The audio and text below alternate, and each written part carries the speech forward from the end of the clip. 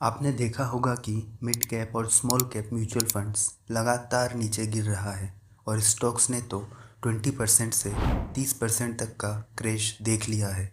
अब सवाल ये है कि क्या ये गिरावट और ज़्यादा बढ़ सकती है? क्या आपको मिड कैप और स्मॉल कैप में एसआईपी बंद कर देनी चाहिए?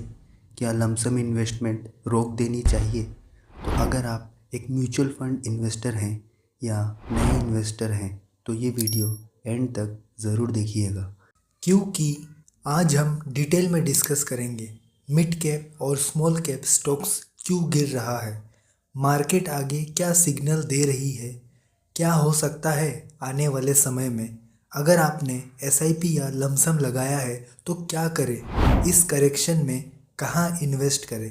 तो दोस्तों, अगर हम निफ्टी 50 को देखें तो ये खुद 14% से ज़्यादा गिर चुका है और जैसे कि हम जानते हैं मिड कैप और स्मॉल कैप स्टॉक्स का वॉलेटिलिटी और बीटा ज़्यादा होता है, इसी वजह से ये और तेज़ी से नीचे आ रही है।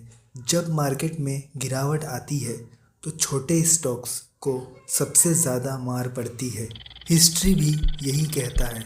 आप अपने स्क्रीन में 2008 के ग्लोबल क्राइसिस का डेटा देख सकते हैं। उस समय हर कैटेगरी के स्टॉक्स क्रैश हुए थे। निफ्टी 50 गिरा था लगभग 65% तक। वही मिड कैप की बात करूँ तो मिड कैप डाउन हुआ था 70% से और स्मॉल कैप सबसे ज़्यादा 78% से नीचे हुआ था। इतना ही नहीं, कोविड के टाइम को ले ले तो 2020 में भी निफ्टी गिरा था 39% तक। वही मिड कैप की बात करूँ तो मिड कैप डाउन हुआ था 42% से और स्मॉल कैप 50%। तो हिस्ट्री हमें ये कहती है जब भी मार्केट में करेक्शन आती है मिड कैप और स्मॉल कैप को सबसे ज़्यादा मार झेलना पड़ता है। दूसरे रीज़न की बात करूँ तो वो है वैल्यूएशन। दोस्तों, पिछले 3 से 4 साल में मार्केट में एक तेज़ी का माहौल बना हुआ था। लार्ज कैप स्टॉक्स नए ऑल टाइम हाई टच कर रहे थे। मिड कैप और स्मॉल कैप तो उसके भी ऊपर रिटर्न्स दे रहा था। निफ्टी मिड कैप 100 के चार्ट को देखें। अगर हम 2020 के एंड से 2024 तक का डेटा देखें तो मार्केट अलग लेवल पे बुलिश रहा है और ये ट्रेंड लगभग 2024 के मिड तक चला है। लोगों ने भर भर के इन्वेस्ट किया है। नए इन्वेस्टर्स भी फियर ऑफ मिसिंग आउट में आके स्मॉल कैप और मिड कैप फंड्स में ज़्यादा इन्वेस्ट करने लगे। लेकिन हमेशा याद रखें, हर एक बुल रन के बाद बेयरिश फेज भी देखने को मिलता है। अगर मैं स्मॉल कैप की बात करूं तो स्मॉल कैप का भी ऐसा ही कुछ हाल रहा है। यही मार्केट का रूल है। और दोस्तों, मार्केट इतना करेक्शन होने के बाद भी इनके वैल्यूएशन अब भी हाई है। अगर हम मिड कैप के पीई रेशियो को देखें तो पीई रेशियो अब भी काफ़ी ज़्यादा दिख रहा है। अगर मीडियन से कंपेयर करें तो जहां मीडियन है 25.6 का, वही पी रेशियो है लगभग 33.7 का।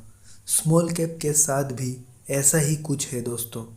मतलब इतनी गिरावट के बाद भी मिड कैप और स्मॉल कैप्स अब भी ओवरवैल्यूड दिख रहा है। तीसरे और आखिरी रीज़न है एफआईआई सेलिंग।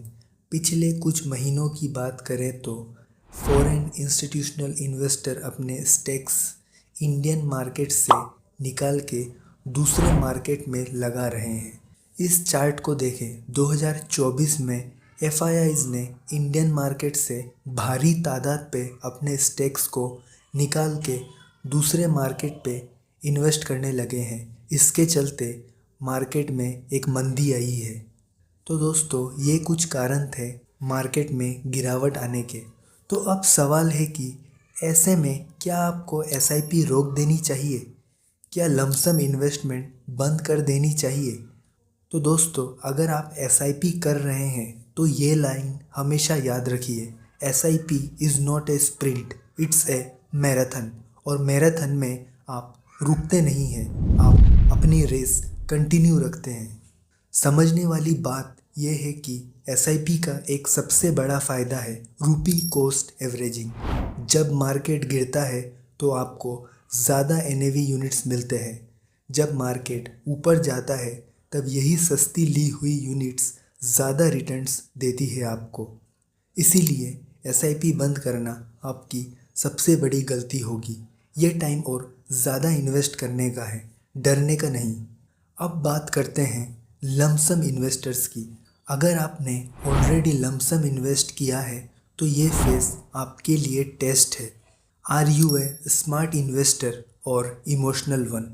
अगर आपने फंडामेंटली स्ट्रॉन्ग स्टॉक्स या म्यूचुअल फंड में इन्वेस्ट किया है तो मेरा सजेशन है उसे होल्ड करें, क्योंकि यही वो टाइम है जब इन्वेस्टर्स का पेशेंस टेस्ट होता है। मार्केट करेक्शन के बाद स्ट्रॉन्ग कंपनीज और फंड्स वापस ऊपर आते हैं और आपका इन्वेस्टमेंट का वैल्यू बढ़ जाता है। लेकिन अगर आप अभी इन्वेस्ट करना चाहते हैं तो क्या करें? तो दोस्तों, मार्केट करेक्शन के टाइम पर भी कुछ ऐसे सेक्टर्स और फंड्स होते हैं जो आपको बेटर अपॉर्चुनिटी देते हैं। अगर आप अभी इन्वेस्ट करना चाहते हैं तो लार्ज कैप सेक्टर पर फोकस करें, क्योंकि ये सेक्टर अभी काफ़ी सस्ती वैल्यूएशन पर है। इंडिकेटर अभी ग्रीन जोन पर है। जैसे ही मार्केट का ट्रेंड अपवर्ड दिखे, ये सेक्टर आपको अच्छी बाइंग अपॉर्चुनिटी देंगे। और हाँ दोस्तों, ऐसे मार्केट सिचुएशन के लिए ही बना है फ्लेक्सी कैप फंड्स। ये फंड्स आपको फ्लेक्सिबिलिटी देते हैं कि वो लार्ज कैप, मिड कैप या फिर स्मॉल कैप में इन्वेस्ट करें, डिपेंडिंग ऑन मार्केट कंडीशन। अगर आपको नहीं पता कि फ्लेक्सी कैप या मल्टी कैप फंड्स क्या होते हैं और करेक्शन में क्यों पोर्टफोलियो को प्रोटेक्शन देते हैं, तो मैंने इस पर एक डिटेल वीडियो बना रखा है, उसे ज़रूर चेक करें। और अगर आप लमसम इन्वेस्ट करना चाहते हैं तो मेरा ये सजेशन है, लमसम को 2 से 3 हिस्सों में डिवाइड करें। इससे आपका रिस्क कम हो जाएगा और आप मार्केट के मूवमेंट्स को देख के, यानी सपोर्ट और रेजिस्टेंस के लेवल पे डिप्लॉय कर दें। अगर आप नहीं जानते कौन सा सपोर्ट या फिर रेजिस्टेंस सही है एंट्री के लिए, तो मैंने इस वीडियो में सारे लेवल्स को बता रखा है, so do check that out. तो दोस्तों, अगर मैं पूरे वीडियो को समराइज़ करूं तो अभी हम डाउन ट्रेंड में हैं और मार्केट बियरिश है। लार्ज कैप थोड़ा और नीचे जा सकता है। अगर मेरी माने तो लार्ज कैप यहाँ से और 3-4% का करेक्शन दे सकती है। अगर मैं मिड कैप और स्मॉल कैप की बात करूँ तो यहाँ करेक्शन और ज़्यादा देखने को मिल सकता है। मुझे लगता है कि निफ्टी 50 करीब 22,000 तक या फिर 21,800 तक जा सकती है।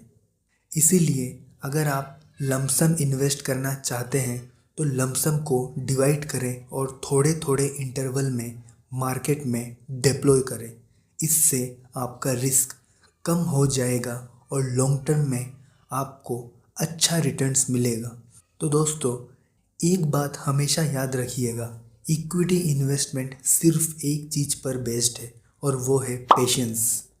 जब भी मार्केट में बेयरिश फेज आता है, इन्वेस्टर्स को डरना नहीं है, हमें घबराना नहीं चाहिए, बल्कि जितने ज़्यादा टाइम आप मार्केट में रहेंगे उतने ही ज़्यादा रिटर्न्स आपको मिलेंगे।